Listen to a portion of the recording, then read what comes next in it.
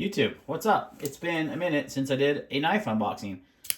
This is actually the last knife I bought, which I need to do a video on. This thing's fantastic.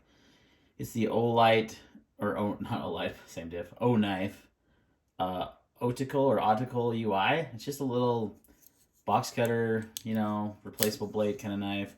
Carbon fiber with like the access lock. It's super sweet, man. It's like 20 bucks. If you don't own one of these, you should. I'll probably do a separate video on this, but that's what I'm using on. This is what I've been carrying a lot lately.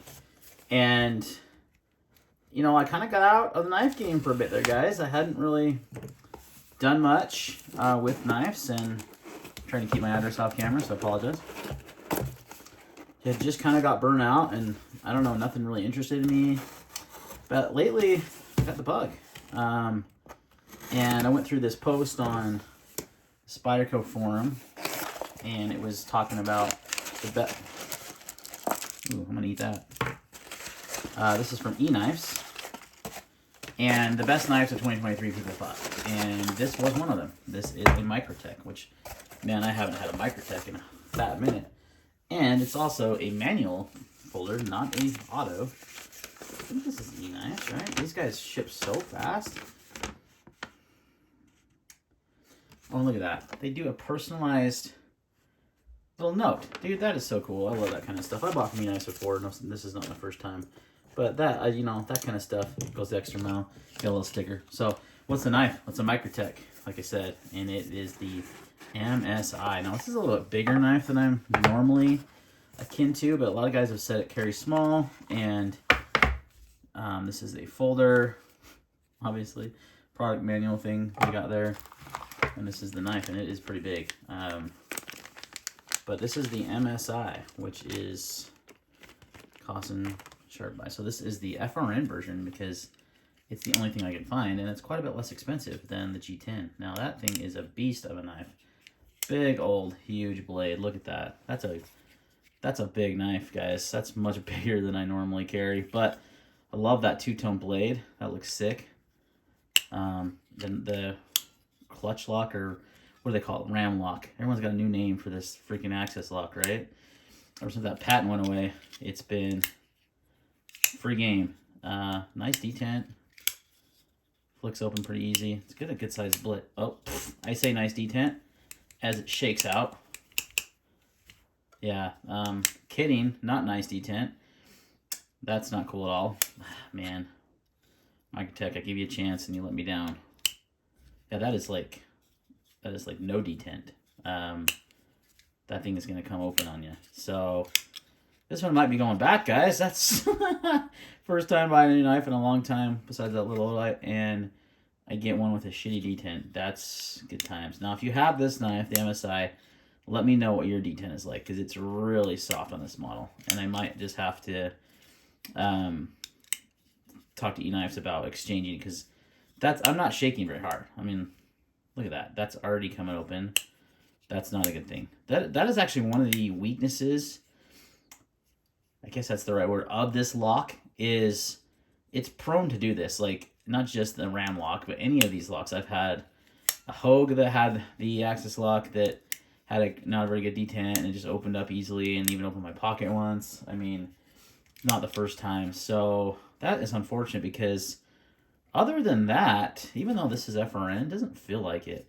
It's comfortable, and it's got good ergos, and yeah, let's take a look at the size of this guy. It's a pretty big knife. I don't think I have a knife that big left. Probably my next biggest would be the Benchmade Tagged Out, which is smaller, but not by a lot. You see handle to handle. It's a MSI is slightly bigger. And I do carry this one quite often because it's lightweight, so, but it has a good detent. See how that blade is not opening? That's disappointing. Probably next biggest would be the Strider SNG Mando edition. That will never leave my collection. Just kidding. If you offer me enough money, it might. No, I love this knife. It's my only Strider left, so, but smaller than that, so pretty big knife. And let's just do a pair of three for size comparison. I know it's way smaller, but that's one I typically EDC.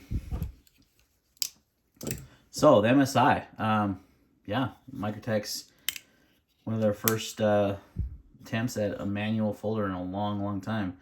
They had some older ones that I had back like the day, like the Whale Shark. There was one a Monroe collaboration. What was that called?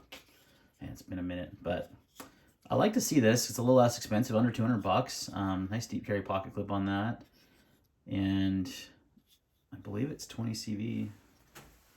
Blade steel. Let's see if it specifies. Let's see on the blade there.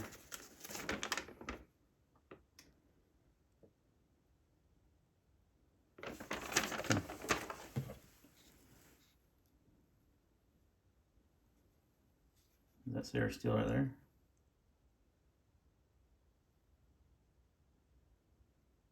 Oh, is it M398? My eyes are going bad, guys, so I can't read that little right anymore. So let's see if we can get it to focus. No, I think that's just the model number. Well, if you guys know the steel, hit me up in the. I know it's a higher end steel. I thought it was M398 or because I know Microtech's doing their own like version of that M390 essentially called M398. So I thought that's what it was, but I could be mistaken. You have no polymer, MSI SE tri-grip, polymer standard, no steel. I'm sure it's on their website and on E-Knife's website, so I just don't have that open in front of me right now to look and see, but nothing in the manual. All right. I'll edit it down there in the description, but regardless, I think it's going back because that Detent is just shite. Like, that is bad. Let me see if there's blade play. No, there's no play up and down, so the pivot's tight. So it's just got a light Detent. The fact that I can just barely shake. I mean, not barely. I'm not like. I mean, look at that. That's reverse. I could open it really easily. So, yeah, that one might be going back to E-Knifes and see if I could get one with a better Detent. That's a cool looking blade though, right? And the blade shape I love. It's a big boy, but yeah, it's clip is reversible both ways there. Build quality seems really nice. I'm just super disappointed in that Detent. That is too bad, but I don't expect E-Knifes to go through every single knife they get in and check the Detent on them. I guess you could, but that would be a lot of work. So it's going to happen from time to time. Hopefully they warranty it or just send me a new one or do an exchange or something for that, because that's bad. Like, that's a really light Detent. That should go back to Microtech and get fixed. So the fact that Microtech let it leave their factory is a little beyond me, because they're not checking that kind of stuff when they make knives. They've got to be, right? All right, guys. Well, that's my first unboxing in a long time, and unfortunately, it's got a bad Detent to boot. So, not sure why the camera went on focus there, but that's too bad. I like the overall idea of the knife. It's under sub $200 Microtech. That's pretty rare. In fact, it might be the most least expensive knife they've ever made. I don't think of another one, guys, if you know. But I like their take on the lock. Seems to work really well. They have a nice button here, activation. It looks like the same kind of style that's on their OTFs. God, my camera is just not focusing today, too. There we go. So it has that same kind of design on the button there, and the same tri-glide or tri-grip. Honestly, the FRN doesn't feel bad. I was a little nervous about it, but it feels pretty good. So, and it definitely keeps the weight down for such a big knife. So, all right, guys. Yeah, thanks for watching this video on this unboxing. Too bad the first knife purchase of 2020. Well, first knife arrived. I don't think it was the first purchase, but it did arrive super fast. So props to E-Knifes again for that. But yeah, too bad it's played with the bad Detent, because otherwise I like it. All right, guys, thanks for watching, and see you next time.